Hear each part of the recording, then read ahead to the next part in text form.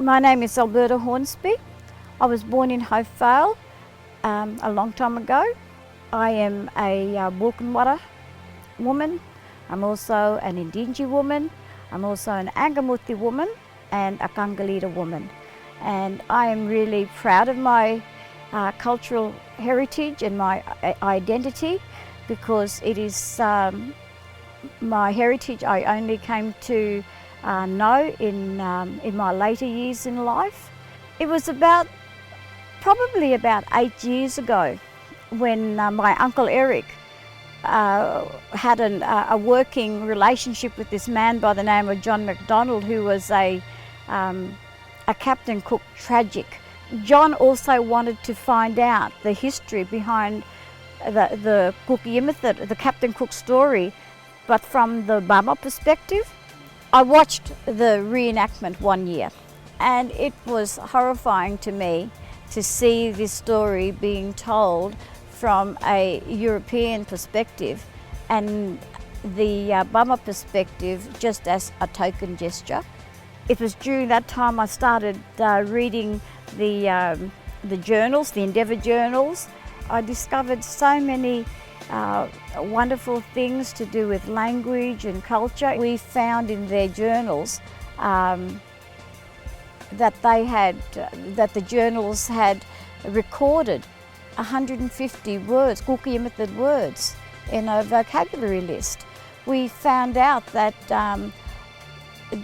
the descriptions that they gave of the men, we were able to interpret, the motives behind the contact. We were able to piece together the Captain Cook story from the Bama perspective. I found it to be a story of great strength by our Cookie Method people. It explained to me the Cookie Method society of customary law, and why Captain Cook was able to anchor his boat in the Endeavour River safely and was able to do all the things that he did. I had to do something about it, because we had been researching the journals, and we had been looking at talking about customary laws, and we've had all these discussions with older people, and especially with my Uncle Eric, and I just knew that we had to change the script to reflect our history as well. We rewrote the script. It was a huge change, something that the Reenactment Society had never seen before. What I'd learned, we had to teach others about it, and that was exciting. The boathouse is the home of the reenactment. I see the reenactment as a place not only to learn history, but also to learn new skills. For me, I would like to see this story, the real story, or the story that has not been told about Cook and his contact with Cookie Method people. I'd like it to be well known in Australia. I'd like that part of history to be acknowledged, so that we can take our place in history as well. And I just want to keep on telling that story as long as I can, and hopefully it will give our young people a sense of pride of who they are, and this is part of their history as well.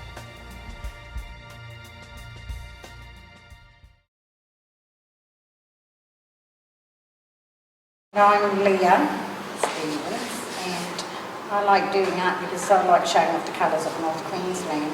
There's so many, so with the reef, rainforest and land, and that's what I like painting.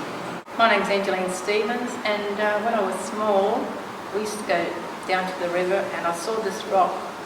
It had the head of a fish, skeleton, body part, and some of the tail. I thought every time I went down to the river, and I just thought, oh, that's how I'm going to draw one day, and that's what I put into my art. I was about 5 then. Ended up being encouraged to join the gallery, and I wanted to volunteer, and I got all excited because on my first day I sold a $600 painting, and from there it just kicked off. When my family got together, we got together and had our first made-up day store, and I've had my brother, my daughter, son-in-law, sister, mum and my aunt being sold all under the one store. And people were fascinated and came over and just kept buying all day. That was one of my highlights, and that continued me to keep going, encouraged me to keep going. Well, years ago we used to come up from Innisfail when your mother was real small, and we used to come up and work in Joe and Betty and Uncle Joe's workshop. Yeah. And we camped in this great big shed, which was hot, nearly cooked us. Yeah. So we get up 5 o'clock in the morning, we painted on contract. Right, yeah. Or, yeah, and you are got arts and craft at school. It's a part of life, something that feeds them, that goes through their body, what they pass out as nutrient for the soil, and provides life for new things. And so it's a continuance of, my art is skeletal, drawing intestines. Yeah. I just got my ideas from a little rock. I saw the same sort of thing on the bones, yes. The main story I heard or painted was one mum told me from grandfather, and it was grandfather's story about the rainbow serpent, which I'm proud to say I got first prize for last year. Yeah, it was about the rainbow serpent coming up the North Queensland coast, and as he came up, he went on the land and forced it aside and formed the mountain and ranges, and it disturbed the underground springs and made waterholes, creeks and rivers that flowed into the sea. And as it went through the sea, the salt water and the sun hardened his scales, they fell off and formed the coral atolls and barrier reef of North Queensland. It makes me feel strong, and it makes me feel like I've got a connection to my past that I have only recently found out about. Missing family members and the history of my mum's mum and her grandfather. No, I think if the young people learn by seeing what's being done, their appreciation comes through in that they learn to use time, and but then the experience that they have gained through hearing, seeing. I just think young people have a lot out there to offer. We're so many steps away from how we used to be, our past. We're so far away from it. And that's a shame that our culture is missing, and half our children think that culture is turning on a television and watching what's going on around us. And it's a shame, So this, we hope, will keep our connection to the past.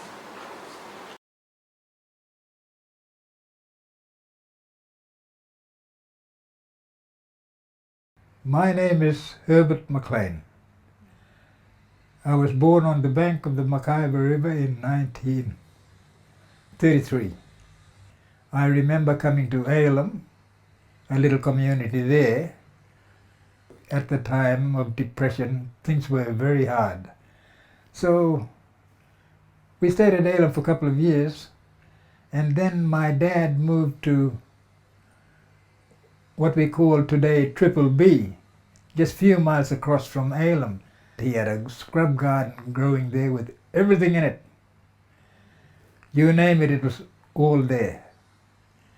And my little world was so perfect. I needed nothing.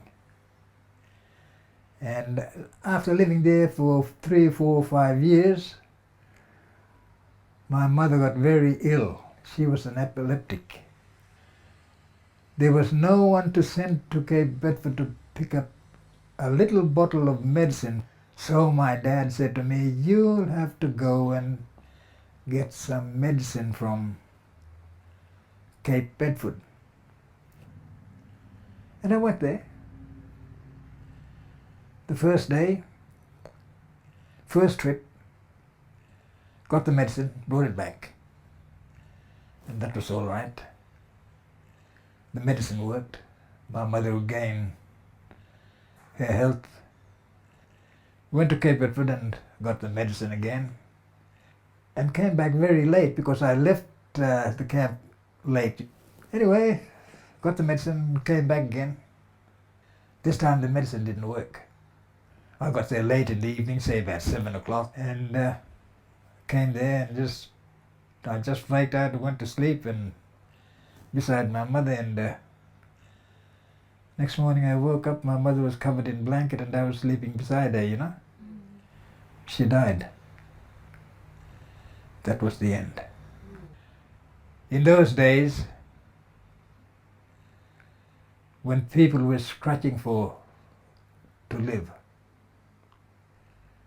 well, I found out there, and then so we, you know, a fortnight after that I found out what the other people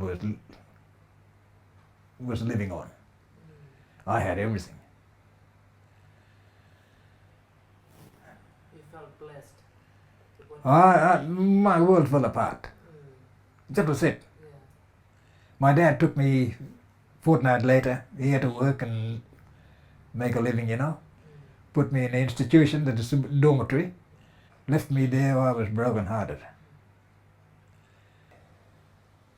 After leaving school, I landed a job in Foleyville as a water boy, carrying water to the gang of people along the telephone line.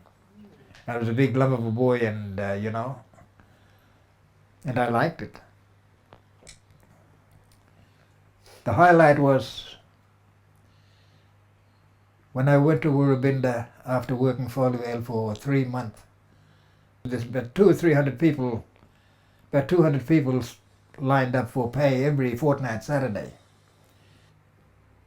Well, the Foleyville gang was called up, and my name was called out. And the superintendent at the time, he said, your performance was very good out there, and Mr. Grenfell, the manager out there, has really praised your performance out there. As of now, as of today, you'll be getting a senior's wages. A senior's wages at the time was £3.10, $7 today's money. And £3.10 was a lot of money. After that, in 1949, September, after I got promoted and good name, September came and my name was there to come up here. As a 16-year-old boy, with the level of education I had up in Cape Flattery, I started up with a garden rake, steel garden rake. You still buy it today. I started with that. 2 blokes left up there, and they couldn't find anybody to work up there because it was 3 weeks before Christmas. Nobody wanted to go. All right, I said, I'll go.